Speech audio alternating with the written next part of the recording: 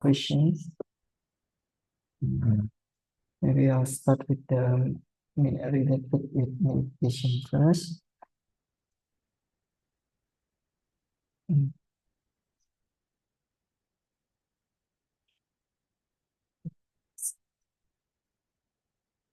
Okay. So, question regarding the metta and Buddha Nusati.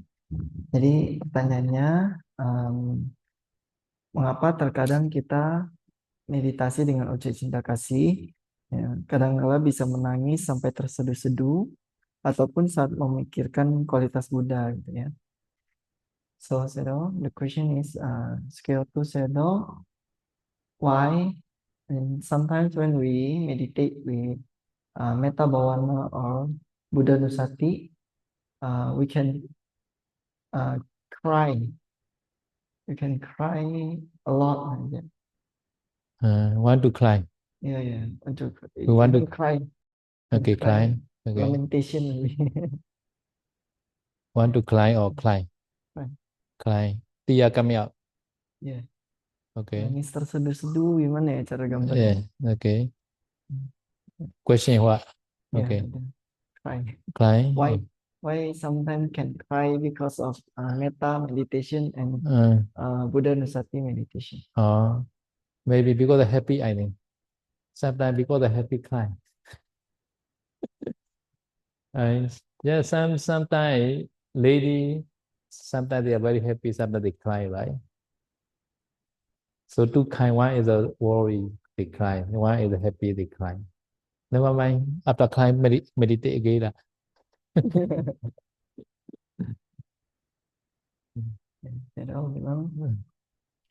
Kadang-kala ketika senang juga kita bisa menangis ya, keluar air mata gitu ya. Terutama mungkin perempuan kalau lagi happy, kadang happy-nya bisa sampai keluar air mata ya. Jadi bisa juga kemungkinan keduanya ya karena khawatir juga bisa. Tapi kata saya itu yang manapun nggak masalah ya. Yang penting nanti habis selesai nangis meditasi lagi lanjut. Not only women, sometimes men also cry. Sometimes pass exam, and they're very happy as they cry. Cry and hug to the mother. Mother also cry. Son also cry. Together cry. We got happy. So happy.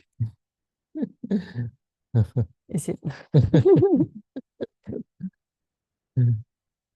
Kadang bukan cuma perempuan, laki-laki juga ya. Kadang kalau misalkan laki-laki lulus ujian, nah katakanlah setelah lulus ujian, dia pun sangat bahagia sambil memeluk mamanya, dia pun nangis ya, dipelukan mamanya. Mamanya pun ikutan nangis juga ini. So as long as not yet attain arashit, no. As long as not yet attain arashit, not possible to cry like that. No. Jadi selama masih belum menjadi Arafat, maka masih bisa menangis ya.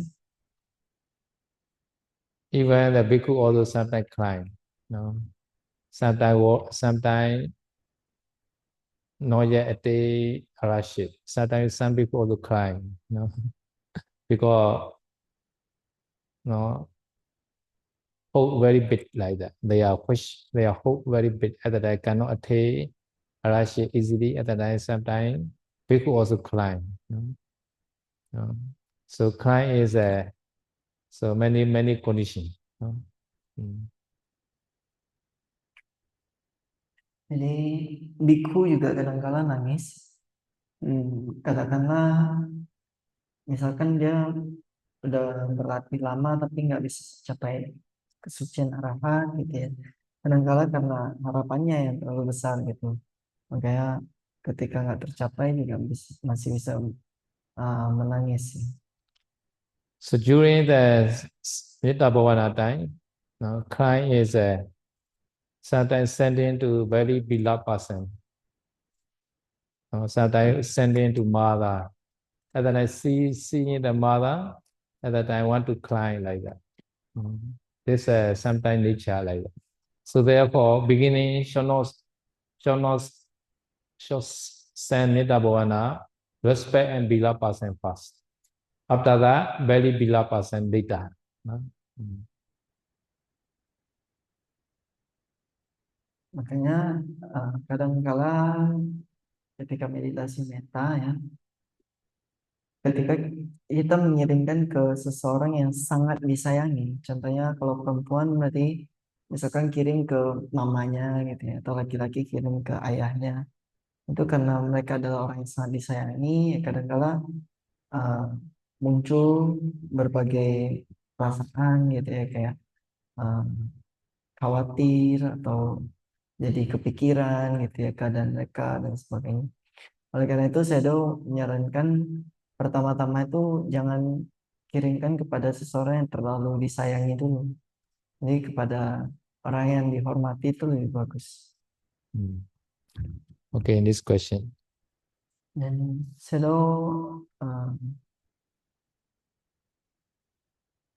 for samatha meditation, when walking or in daily activity, what should be the object that we pay attention to? Is it the footstep, or if, like for example, when uh, cooking like that, what should we pay attention?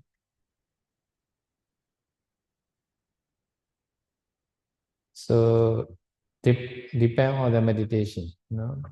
Anapana meditation is all posture have to pay attention, breathing in, breathing out. No? But full element meditation is can pay attention to step also. No? So full element meditation object is the full element in the whole body, right? The whole body. So any part of body you can pay attention to the full element meditation. No? So you are in the kitchen also, you can pay attention to the full element in your body. No? You are walking time, you can pay attention, you are step. Your step also have many full elements. You can pay attention to the full element in your step. Your kaki like that. So depend on the meditation. So depend on meditation, we also pay attention differently. Hmm.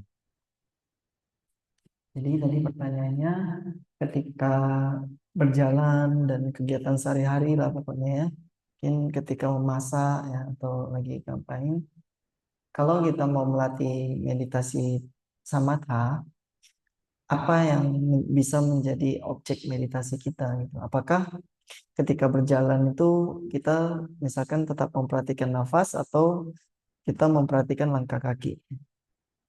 Jadi saya udah bilang ini semua tergantung sama meditasi apa yang Anda sedang latih.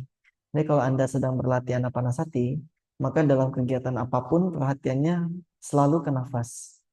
Jadi bukan ke langkah kaki, bukan ke sensasi-sensasi tubuh gitu enggak ya. Tetap ke nafas.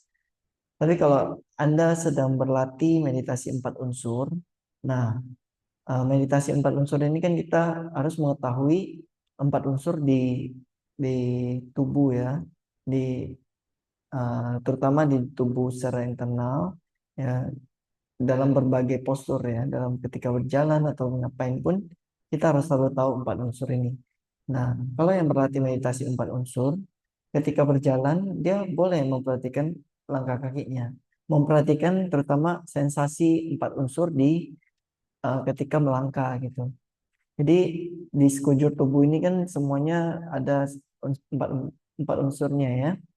Maka ketika berjalan pun ada banyak karakteristik dari empat unsur yang bisa kita perhatikan. Misalkan ketika mengangkat kaki, ketika menekan, ketika mendorong gitu ya, panas dinginnya lantai gitu ya, semuanya bisa diketahui dari langkah kaki juga. Oleh karena itu, sekali lagi balik ke meditasi apa yang sedang Anda latih. Okay. Dan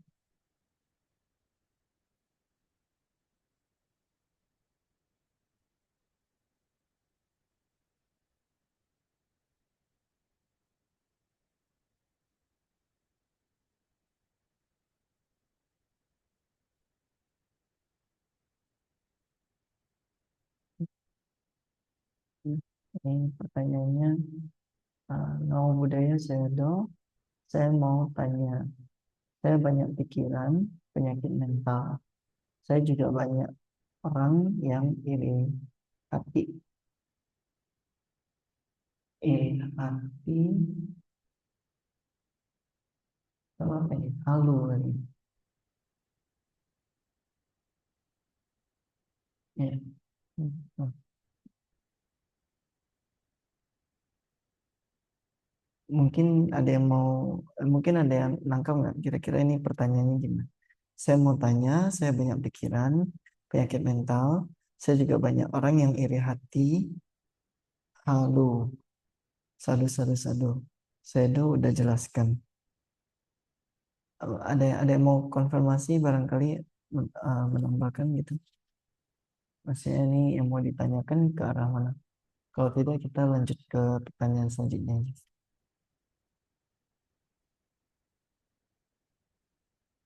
Ya, kita pending dulu ya.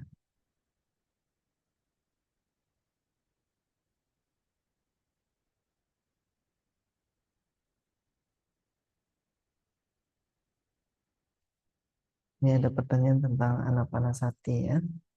Uh, so the question is bahasa Indonesia dulu lah. Bante, objek utama meditasi saya anapanasati. Sebelum mulai saya biasa dengan meta bawana. Fokus medis saya belum bisa terlalu lama. Pada saat pikiran mengembara, saya sadari tarik kembali ke objek. Okay.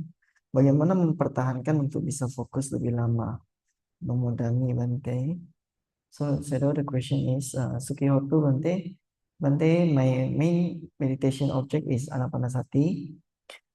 Before beginning, I usually start with Metta Bhavana. And not able to focus for long time yet. When the mind wandering, I always try to know and pull back to the object. So the question is how to be able to maintain longer focus, how to focus longer. Anumodami.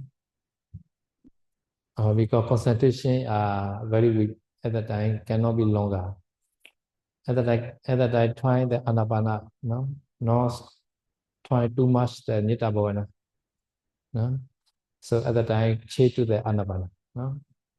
So anapana concentration is better. Your metta bhavana also better, no. So do not worry. So metta bhavana is to support anapana only now, no. So just support to anapana. So anytime you can change to the anapana from metta to anapana. Jadi saya menjawab fokus ini belum bisa bertahan lama karena kekuatan konsentrasinya masih belum cukup ya. Jadi Anda bisa coba untuk tidak terlalu lama berlatih meta bawana. Jadi metanya sebentar aja, lalu langsung lebih banyak ke anapanasati. Jadi meditasi meta ini kapanpun boleh dipakai. Dan juga dalam artian untuk sekarang meditasi meta itu kita pakai supaya bisa menjadi fondasi ya, menjadi pendukung bagi meditasi anapanasati. Jadi hanya sekedar untuk membantu meditasi anapanasatinya. Oleh karena itu meditasi metanya sebentar saja, kapanpun, anytime bisa ganti ke meditasi anapanasati supaya lebih kuat di konsentrasinya. So for beginner, just anapana is sometimes not easy. Therefore, before anapana, should practice Buddhanusati and Nita Bhavana also. No? For beginner. No? So at the time, effort is increase. Viriya. No? Usaha. No? Viriya increase. At the time, change to the anapana at the time more easy. No? Therefore, no? We are encouraged to practice before anapana, Buddhanusati and Nita.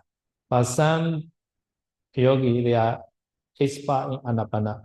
Very easy Anapana meditation. Nimitta also appear quickly, and at the time, directly can do the Anapana. No, no need to, no need to start Buddha Nusati and Metta.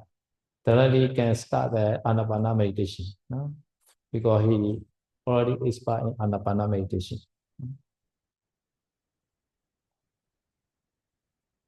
Untuk beberapa orang ya kalau awal-awalnya langsung ke Anapanasati itu kadang mereka susah ya. Karena pada saat itu usahanya belum cukup, energinya belum cukup ya. Makanya biasanya uh, kita menyarankan meditasi dimulai dengan meta dulu gitu ya.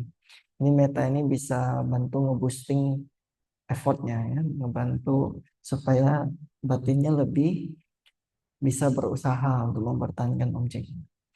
Tapi bagi beberapa orang mereka sudah lebih terbiasa di Anapanasati. Jadi langsung mulai dengan Anapanasati pun bisa gitu ya. Bahkan dalam dalam beberapa kasus itu dengan Anapanasati sebentar saja pun nimitta bisa muncul gitu.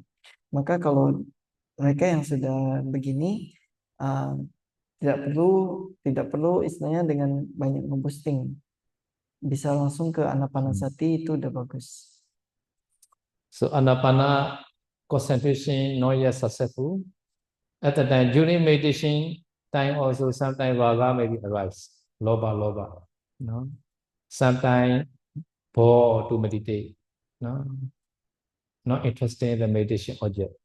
At the time, can try Asubha Bhavana or Mananusari Bhavana also. No? Because for protective meditation, I can practice anytime. Buddha Nusati, Nidda, Asubha and Mananusati. Therefore, protective meditation are support to Anapana. No? So can practice anytime. No? So we are for protective meditation are four weapons to fight the kilesa. No? So main object is Anapana. So altogether 4 plus 1, 5 weapons, no, to fight the kilesa. Because kilesa enemy are very big army like that. No, in samsara we never win the kilesa. So one weapon are not enough. No, we also need a gun, sword, knife, no, boom also. No, we need many weapons to fight the kilesa. No, so therefore I teach us not only Anapana for protected meditation also every morning. Kadang-kala dalam batin itu bisa muncul berbagai hal. Sometimes kita bosan gitu ya latihan meditasi, kadang-kala juga malas ya, atau kadang-kala lagi ada nafsu keinginan ya pengennya senang-senang aja gitu dengan objek indera, nggak mau meditasi. Nah, maka dari itu kita nggak bisa kalau hanya dengan satu jenis meditasi aja. Kita butuh yang namanya 4 meditasi perlindungan. 4 meditasi perlindungan ini masing-masing fungsinya untuk hal tertentu gitu ya. Contohnya kalau batin lagi nggak happy ya maka kita bisa pakai meta. Atau kalau batin lagi penuh nafsu keinginan ya maka kita bisa pakai objek asubha. Kemudian kalau lagi malas meditasi, nah kita merenungkan kematian biar lebih semangat medinya gitu ya. Nah, makanya uh, 4 meditasi perlindungan ini ibarat seperti 4 senjata. Jadi setiap pagi saya selalu mengajarkan bukan hanya anapanasati, melainkan juga 4 senjata ini untuk bisa melawan kilesa. Karena kilesa itu bukan satu dua. Kilesa itu adalah satu satu kompi prajurit ya. Kita selama samsara ini, samsara yang sangat panjang ini, nggak pernah menang lawan kilesa. Makanya kita butuh banyak senjata untuk masing-masing jenis kilesa ya. Kadang-kala kita butuh pedang, kita butuh panah gitu ya, butuh pistol atau butuh bom kadang ya.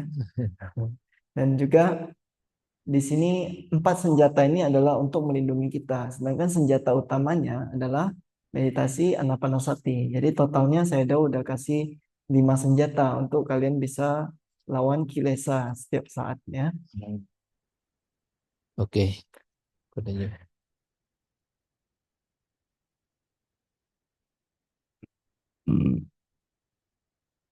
Regarding the laziness, there is a question for that. Ya, ini ada pertanyaan cukup panjang, tapi mungkin kita pecah satu persatu aja ya. Pertama, bagaimana cara mengurangi sifat malas? Ini dalam konteks sehari-hari ya. Kadang saat ingin melakukan sesuatu selalu ingin menunda ya, dan berpikir dalam hati besok masih bisa kok gitu ya.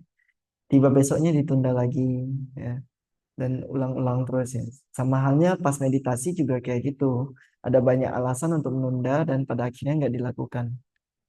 So this question is how to reduce laziness, because in the daily life, for example, we always want to procrastinate, like we think no need to do now, tomorrow also still can do, and then Yeah. tomorrow come, we also think the day after tomorrow can do, Yeah. and later we never do this thing. Yeah. For the meditation also, we have many reasons not to meditate.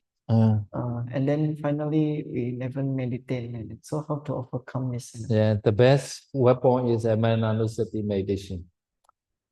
Practice a Manasati meditation. Like this morning, I teach us, right? Please, reflect that you are old, dead, dead, I will die, and surely die, like that, So at the time, you have a supporting cause, supporting driver to meditate, because tomorrow is not sure. I shot today, I shot that is today, like that. And also always reflect there, many conditions. So tomorrow I will busy, so today I shall practice. Some people want to travel. So before traveling, I shall meditate. Because traveling time, I cannot meditate. Now I am not healthy. I shall meditate. When I am sick, I cannot meditate. So now I have enough food now. Sometimes I hungry, I cannot meditate. Sometimes very hot season. Now it's got season, so I shall meditate like that. Many ways you can reflect to remove your laziness. Untuk hal ini senjata yang paling ampuh adalah perenungan kematian. Jadi balik lagi saya tuh mengingatkan kita perlu merenungkan sehari-hari ya, setiap saat itu, bahwa hari esok itu jauh, kematian itu lebih dekat. Jadi belum tentu besok masih bisa hidup. Makanya mumpung sekarang masih hidup, maka hari ini juga harus latihan meditasi. Dan juga kadangkala ketika kita mau bepergian gitu kan, kita harus renungkan. Ketika saya lagi bepergian, saya akan susah untuk bisa meditasi. Makanya sebelum pergi harus meditasi dulu. Atau ketika kita lagi di keadaan bagus ya, misalkan sekarang saya udah makan, saya udah cukup nutrisi ya untuk sekarang. Saya juga nggak lapar. Nanti ketika saya lagi lapar, untuk meditasi pun susah gitu. Makanya harus meditasi sekarang. Ya. Atau juga uh, ketika di cuaca yang nggak bagus, ketika musim hujan atau ketika terlalu panas, itu susah untuk meditasi. Mumpung sekarang lagi bagus, masih bisa, ya sekarang waktu yang paling tepat untuk meditasi gitu ya. Jadi dengan berbagai cara Anda harus merenungkan gitu bahwa kondisi yang ada sekarang itu adalah yang paling tepat gitu untuk bisa dipakai. Belum tentu kondisi ini akan datang lagi. di masa yang akan datang, dan juga belum tentu Anda masih hidup di masa itu untuk melakukannya. So after this retreat also, I have to travel Siddhikara and many city also. So I will be busy. So therefore, I also now meditate every day together with you now. So you also, after this retreat, may be busy, right? So now you should practice diligently. At the time, you are not lazy. Sama halnya saya juga setelah dari retreat ini nanti akan ada banyak perjalanan ke Sidikalang dan ke berbagai kota lagi ya. Makanya saya bilang sekarang juga saya lagi meditasi tiap hari bareng Anda semua gitu ya. Karena nanti kalau udah bepergian mungkin akan susah. Dengan cara yang sama Anda juga kan setelah retreat ini belum tahu habis itu mungkin bakal lebih banyak aktivitas. Makanya sekarang adalah waktu tepat untuk bisa latihan meditasi. Yeah. Now we also older and older. No? This year is okay to meditate. No, not so much problem. But next year, not sure.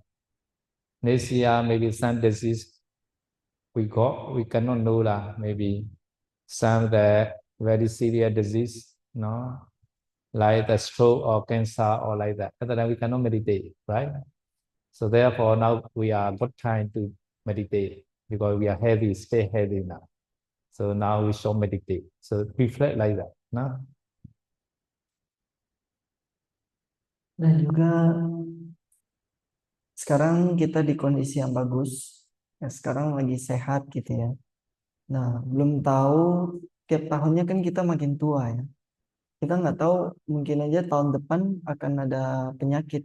Kita bisa saja terjangkit stroke atau berbagai penyakit yang susah, yang menderita gitu ya. Jadi pada saat kita mengalami penderitaan seperti itu ya, untuk bisa meditasi seperti sekarang udah sangat susah gitu ya. Makanya kita nggak bisa berharap pada masa yang akan datang. Sekarang itu adalah waktu yang paling bagus, yang belum tentu bisa didapat lagi. So our Pao monastery have one Sayadaw called the Pume Sayadaw. No? His wife are very good. No need the mind or amplifier. No, without mind, this hall is a no need the mind. His wife are very good. No, it's a automatic amplifier is inside the neck. So, while after stroke, you cannot talk anything. No, at that time we are very sound with God. No, so after getting the sick, we cannot do the motto also. No? Therefore, I every day keep the motto because after sick, I cannot keep the motto. No? So I know. So now stay healthy. No, therefore, no, without lazy, we are doing every day like that. Pausology also like that. Pausology why also very good before getting stroke. After getting the stroke, cannot get the motor. No. Jadi di Myanmar kita ada seorang Sayadaw bernama Kume Sayadaw.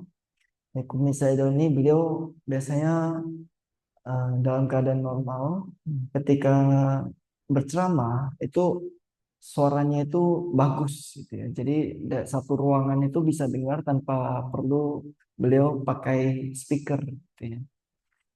Kata saya mungkin di tenggorokannya itu udah ada amplifier tertanam. Tapi suatu ketika setelah mengalami stroke itu bahkan untuk kasih dhamma talk juga susah, untuk ngomong juga susah gitu. Makanya setelah itu bahkan nggak bisa kasih dhamma talk ya kan. Oleh karena itu saya bilang sekarang mumpung saya masih sehat, saya kasih dhamma talk tiap hari. Belum tentu nanti bisa kasih dhamma talk lagi. Sama halnya Pak Sedoji juga dulu gitu ya. Ketika masih dalam kondisi prima, itu beliau juga ketika kasih dhamma talk itu semuanya bisa dengar dengan bagus. Yeah. Tapi sekarang setelah stroke nggak bisa kasih dhamma talk lagi. Yeah. Every day meditate, every day giving dhamma talk and record. So when we are disabled time, we can listen our dhamma talk ourselves. Selain selain tiap hari kasih Dhamma talk, Sayadaw juga rekam ya, rekam Dhamma talknya setiap hari oleh supaya kalau nantinya udah tidak normal lagi, ya, tidak tidak sehat lagi, kita bisa putar lagi Dhamma talk kita sendiri, kita yang dengerin. Okay, next question. Next question, how to overcome doubts. Sometimes we doubt in deciding which thing have to do. Sometimes too many thinking, uh, and then eventually we cannot choose uh, any one of them. And then when we do that, we have many regrets. Yeah, try to attain Sotapanna. Sotapanna already can remove totally the doubt. As long as we are not yet attained Sotapanna, possible always doubt coming like that. So therefore, Buddha also said to try to become the at least Sotapanna. Sotapanna can remove the wrong view and Vichikicca doubt. Two Sanyojana. Wrong view, Miccha and Vichikicca. Wrong view, Miccha and doubt the Vichikicca. These two Sanyojana removed by Sotapanna. Even though Sotapanna has stayed the Loba, Dosa, Moha, this Loba, Dosa, Moha cannot produce to apaya, because no doubt, no wrong view. No doubt, no wrong view. At the time, Loba, Dosa, Moha also not so strong. Loba, Dosa, Moha is strong because supported by wrong view and Vichikicca, like that. So therefore, trying to attain Sotapanna. At the time, totally without Ramita, you can remove the doubt.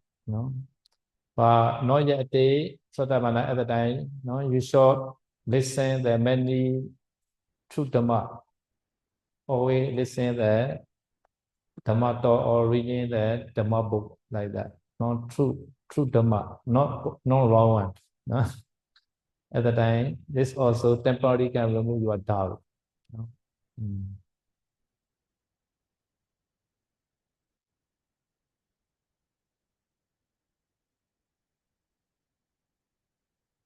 Tadi saya sudah baca indonya belum ini.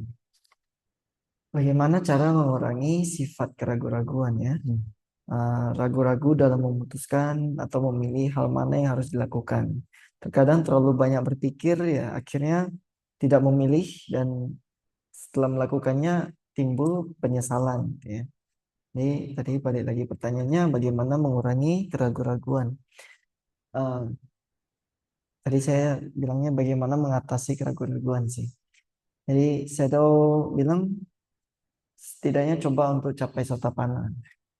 Karena kalau udah Sotapanna itu keraguan-raguan udah hancur total, nggak akan ada lagi. Dan, tanpa keraguan-raguan ini ya, maka loba, dosa dan moha juga akan semakin lemah. Di sini bukan hanya keraguan-raguan yang hilang, melainkan juga pandangan salah.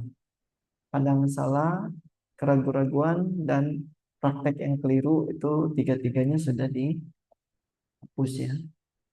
Dan oleh karena itu maka berbagai perbuatan yang dilakukan seorang Sotapanna, walaupun sebenarnya masih ada loba, dosa dan moha, tapi karena loba, dosa dan moha ini tidak disertai pandangan salah dan keraguan-raguan, maka loba, dosa dan moha ini tidak memiliki kemampuan lagi untuk bisa menghasilkan kelahiran di alam yang rendah. Ya.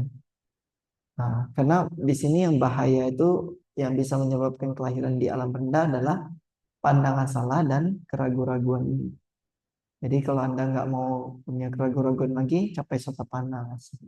Atau minimal kalau belum capai Sotapanna, maka Anda bisa dengan cara banyak-banyak belajar Dhamma. Jadi ketika Anda banyak belajar Dhamma, Dhamma yang benar, Dhamma sejati maksudnya, maka Anda juga bisa perlahan-lahan memupuk keyakinan dan mengurangi keraguan-raguannya. Di sini saya menekankan uh, Anda harus coba untuk mempelajari dhamma sejati, jangan dhamma yang palsu. Karena di sekarang ini sudah banyak dhamma yang palsu muncul di dunia ya. So why the listening Dhamma talk is important? Vicikicca citta is a moha mula citta. No? Moha. No? Moha mula citta. No? Because associated with the vicikicca. No? So moha meaning is not knowing the true characteristic. No? So not knowing meaning is he knows wrong thing. No? No, he also know, but he know wrong like that. No, he know that no wrongly. No man, woman, no human being, deva, motor car, house like that. No, he know wrongly like that. So this moha support to the Tao Uchikicca. And also moha, no, cover to know the full noble truth. No, dukkha satya, samudaya satya, nirvana satya, mega satya. No, so therefore, no, have to study Abhidhamma, have to listen the true Dhamma taught by them. At that time, many things can remove, no wrong thing.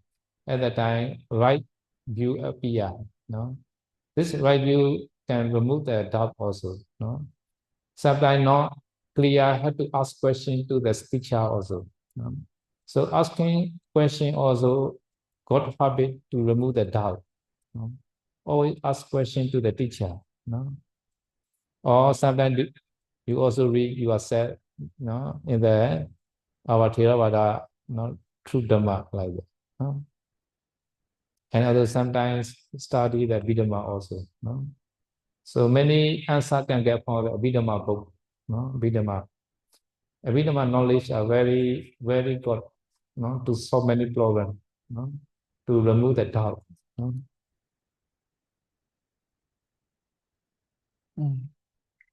Ya, jadi kenapa mempelajari dhamma sejati itu bisa mengurangi keraguan-raguan? Karena keraguan-raguan ini pada dasarnya ketika kesadaran itu disertai keraguan-raguan, pasti kesadaran itu disertai kebodohan batin. Karena uh, kesadaran yang ada keraguan-raguannya ini merupakan jenis yang berakar pada kebodohan, yaitu moha, moha mula istilahnya ya. Nah, sifat dari moha, sifat dari kebodohan batin ini adalah dia selalu menutupi kebenaran. Dia selalu walaupun dia mengetahui objeknya, tapi dia mengetahui dengan cara yang keliru. Dia mengetahui sebagai ada laki-laki, ada perempuan, ada manusia, dewa, Brahma, ya, sebagai emas, perak, dan sebagainya. Dia dengan cara mengetahui seperti ini, ya, maka dia tertutup dari kebenaran, yaitu kebenaran tentang anicca dukkha anatta, kebenaran tentang empat kebenaran mulia ya. Nah, jadi untuk bisa mengurangi intensitas dari moha ini, maka kita harus mempelajari ajaran Buddha yang sejati. Kita harus memahami, mencoba mempelajari empat kebenaran mulia, yaitu kebenaran tentang dukkha, sebab dukkha, akhir dukkha, dan jalan menuju akhir dukkha. Dan juga di sini kalau Anda mempelajari Abhidhamma itu juga bagus ya, karena Abhidhamma ini bisa mengurangi pandangan salah. Ya, dengan mempelajari Abhidhamma ada banyak sekali hal-hal yang bisa kita solve ya dalam sehari-hari ya. Terutama terkait dengan pandangan-pandangan keliru. Dan juga adalah kebiasaan bagus kalau kita senantiasa rajin bertanya. Kalau kita memiliki apapun yang kita nggak paham ya, maka cobalah untuk bertanya. Bertanya itu merupakan kebiasaan bagi mereka yang ingin untuk mengurangi keraguan-raguan.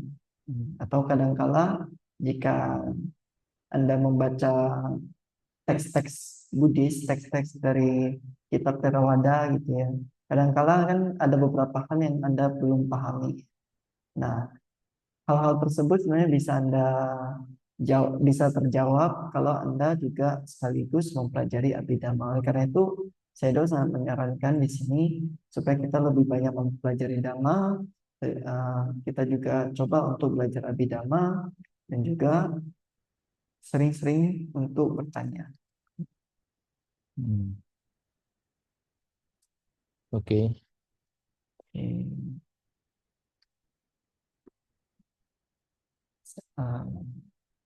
So how Wandami Bante, how can we know that our breath is subtle? When we meditate with Anapanasati object, I use the counting method when the mind goes wandering. Sometimes I also use the whole breath. And then when using the whole breath method, the wandering mind also reduce. So can I use this whole breath meditation, whole breath method like that? Yeah, can use. Yeah, can use. Important is to store the wandering mind. No? Try any method. No? Some people without thoughting also better like that. No? Fine. Important is on concentrate breathing in, breathing out. Always knowing breathing in, breathing out. This is enough. No? Correct. Jadi pertanyaannya, Bante, bagaimana kita tahu nafas kita sudah halus? This first question baca. Saya menggunakan metode counting pada saat mengembara. Kadang saya menggunakan keseluruhan tubuh nafas. Pada saat menggunakan keseluruhan tubuh nafas, pikiran mengembara berkurang. Apakah saya boleh menggunakan metode keseluruhan tubuh nafas? Anumodami Bante.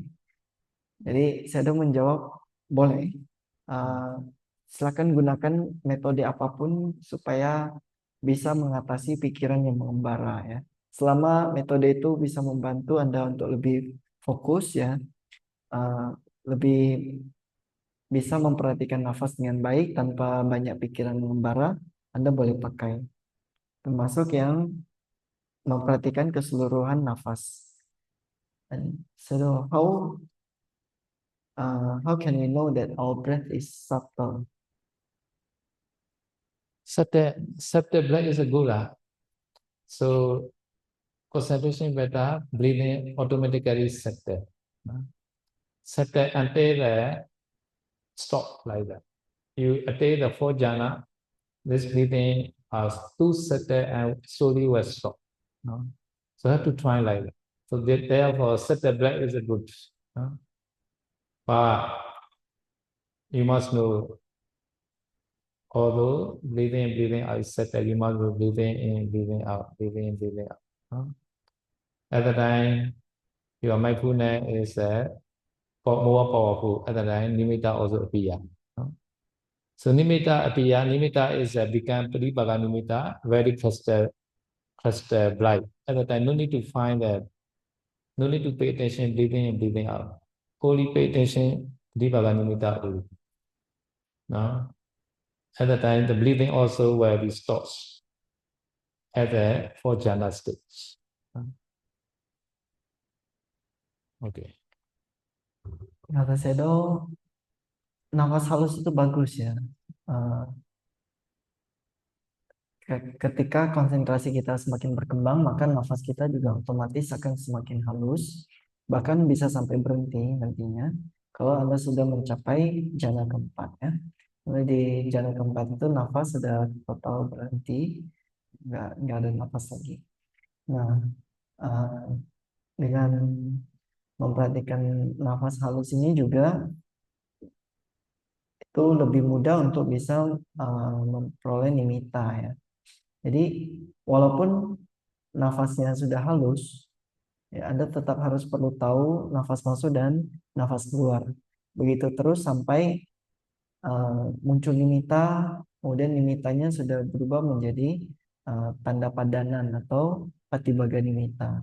Ketika sudah sampai di tahapan patibaga nimitta dan juga sudah stabil, ya, nanti otomatis pikiran akan mengambil patibaga nimitta sebagai objek. Nah, di keadaan ini, walaupun pikiran tidak lagi mengambil nafas sebagai objeknya, itu tidak masalah, karena sebenarnya patibaga nimitta itu sudah mewakili nafas, gitu ya. Biarkan dia tetap berada di patibaga nimitta, si batin ini, sampai nanti tercerap ke dalam jana, gitu ya. Jadi nafas halus itu bagus. So sometimes Noya Ate Jhana, with Nimitta also Noya Piya. This setup are not obvious. This Piya like that. This problem also sometimes happen. No, cannot feel the blood bleeding. No.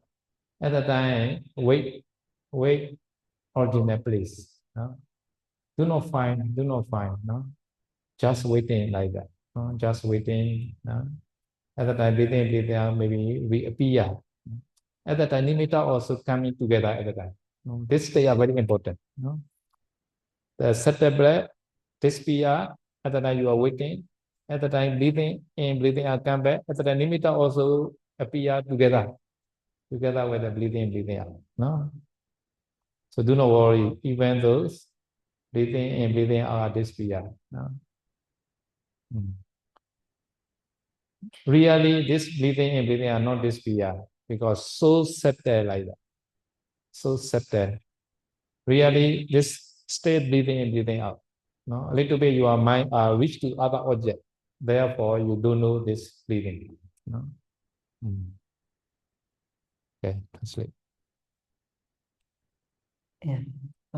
Tapi kadangkala walaupun belum jana gitu ya, bahkan nimitta juga belum muncul, kadangkala ada orang yang mengalami tiba-tiba nafasnya nggak kelihatan, hilang. Ya. Jadi ketika nafasnya hilang ini, ya, Anda jangan panik, Anda jangan takut, ya, tetap tunggu saja di tempat Anda mengamati nafas, yaitu di titik sentuh nafas itu ya. Silakan tunggu saja di sana, tidak perlu khawatir, biarkan saja nanti lama-kelamaan nafasnya akan muncul sendiri. Jadi di sini sebenarnya nafasnya bukan hilang, melainkan kadangkala nafasnya menjadi halus, tapi terlalu halus gitu ya, sedangkan konsentrasi itu belum bisa mengikuti gitu. Jadi fokusnya juga nggak mampu untuk melihat yang lebih halus ini, dan kelihatannya seperti hilang gitu. Jadi kuncinya di sini harus tetap tunggu ya, jangan panik sampai nanti nafasnya muncul lagi, dan biasanya disertai nimitta juga gitu.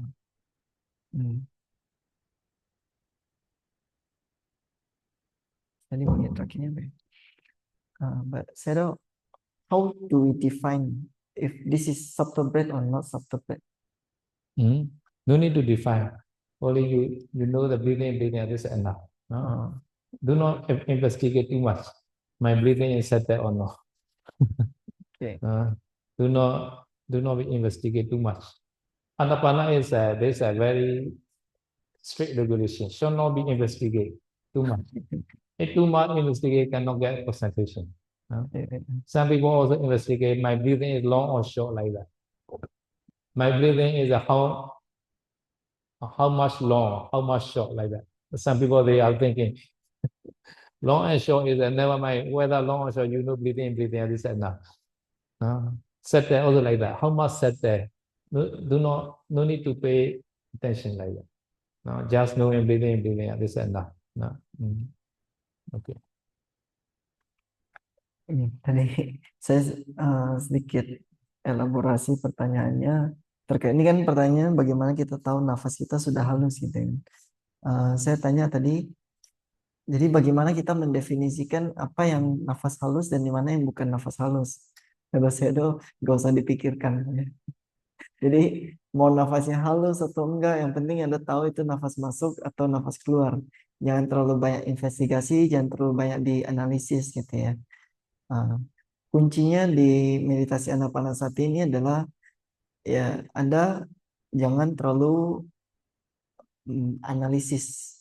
Ya, cukup perhatikan saja apa adanya. Kadang kala soalnya ada orang yang dia menginvestigasi gitu. Oh, nafas saya panjang atau pendek gitu ya. Ini nafas seberapa panjang gitu. Panjangnya sampai mana gitu ya. Nanti kan kalau terlalu banyak investigasi ya maka konsentrasinya buyar. Malah makin susah untuk fokus. Ya, oke. Ini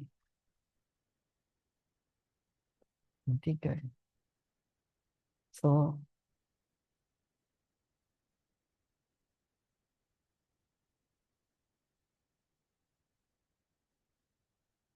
um, actually, there's one question, but I'm not sure what is the questions.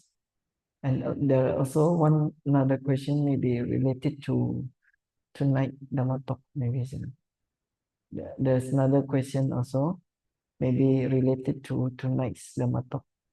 So it's not directly about the can. meditation. No, not can ask. This first one is it is related with the interview, but I'm not sure what is the question. So I only read. Okay. So now Budaya Sedo, I want to ask, I have many wandering mind, mental problem. I also many people jealous. Sadu. Okay. Never mind. Now you jealous. Other people jealous, right? The problem. So your mind up, your mind if you are purified. Okay, this your mind more important. Saya udah bilang nggak masalah ya, karena yang iri itu bukan Anda, yang iri itu orang lain, itu urusan mereka. Yang penting batin Anda murni ya, nggak ada iri hati, itu udah sangat bagus kata saya dong. Nggak usah peduliin ya. Dan this one question also saya dong. Kan. Ya.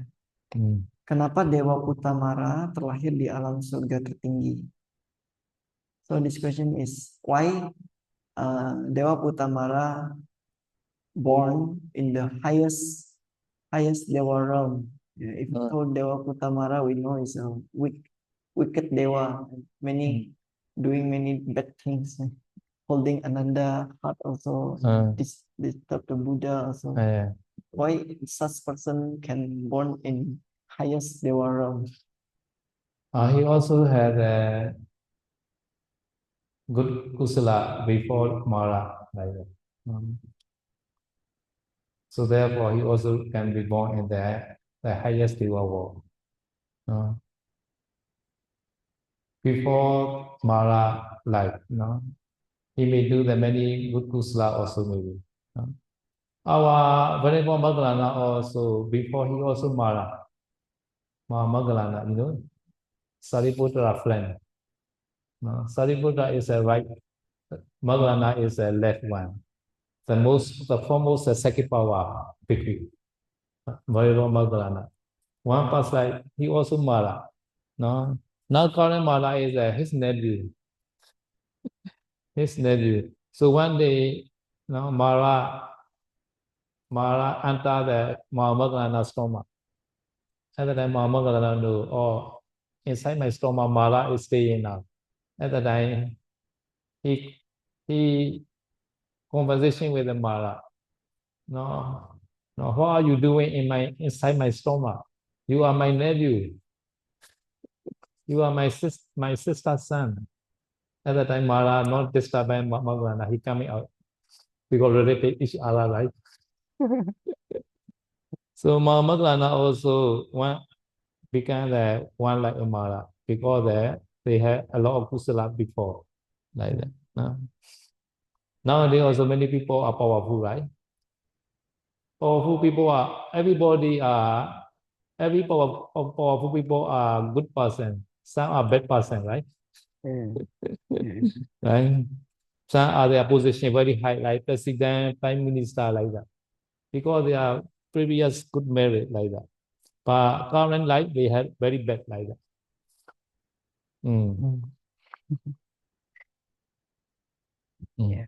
Jadi Dewa Putamara itu bisa terlahir di alam surga tertinggi, ya, bahkan di posisi menjabat sebagai Mara. Itu karena beliau di kehidupan lampau punya banyak tabungan perbuatan baik, sehingga bisa menghasilkan kelahiran dengan kekuatan yang sangat tinggi dan posisi yang sangat tinggi gitu ya. Nah, di sini yang menjadi Dewa Mara itu menariknya, dulu Bante Moggallana, mungkin Anda tahu kan Bante Moggallana, Maha Moggallana itu yang merupakan salah satu siswa utamanya Buddha, tangan kirinya Buddha ya. Mm. Tangan kanannya Buddha itu adalah Bante Sariputta, sang panglima Dhamma, Jenderal Dhamma ya. Tangan kirinya Buddha adalah yang kedua tersakti di dunia ini setelah Buddha ya, yang paling kuat di dunia ini. Jadi Bante Mahamoggallana di salah satu kehidupannya yang sebelumnya juga pernah menjadi Mara, terlahir sebagai Mara gitu. Nah, bahkan ya di kehidupan terakhirnya sebagai Bante Mahamoggallana, suatu hari Dewa Mara itu datang untuk mengganggu Bante Moggallana. Jadi Dewa Mara ini masuk ke dalam perutnya Bante Moggallana. Bante Moggallana seketika langsung tahu, jadi beliau langsung berbicara dengan Dewa Mara yang lagi di perutnya. Hei Mara, kamu ngapain di sini? Kamu itu adalah keponakan saya dulu. Saya juga, dulunya pas pas Bante Moggallana sebagai Mara, ya. Yang Dewa Mara yang sekarang itu adalah anak dari tantenya. Jadi adalah keponakan dari Bante Mahamoggallana dulu. Setelah Dewa Mara mendengar bahwa dia ternyata Bante Moggallana ini dulu adalah kerabat dekatnya pamannya sendiri gitu ya, maka Mara pun gak berani ganggu Bante Moggallana lagi, dia langsung keluar ya. Nah, jadi ya yang bisa menjadi Dewa Mara itu adalah seorang yang powerful dalam hal kusala, berarti ya dalam hal perbuatan baiknya sangat besar gitu ya, sehingga bisa terlahir sebagai seorang Mara. Termasuk dulu berarti Bante Moggallana ketika mengumpulkan perangi kan juga powerful ya. Nah, tapi sama halnya seperti di dunia lah gitu. Katakan sekarang di dunia kan ada banyak orang-orang yang hebat, orang-orang yang punya kuasa tinggi kan. Orang-orang yang powerful seperti presiden atau kepala organisasi, ketua yayasan dan sebagainya katakan. Nah, apakah semuanya itu adalah orang baik? Apakah ya, contohnya kepala mafia itu orang baik? Kan enggak kan? Jadi mereka bisa punya posisi yang kuat seperti itu karena tabungan dari perbuatan-perbuatannya, ya kan? Ya tentu saja kalau dia menjadi yang powerful sebagai manusia, maka ini adalah tabungan dari perbuatan baik di masa lampaunya atau di masa kini gitu ya, yang sebelumnya. Tapi setelah mendapatkan posisi powerful itu, dia mau baik atau mau jahat itu balik lagi tergantung dianya, ya kan? Dia mau pakai posisinya buat apa? Gitu. Apakah untuk lakukan perbuatan baik lagi atau enggak? Sama halnya Dewa Mara juga kayak gitu. Okay, now we are meditate now. Oke, dia udah habis.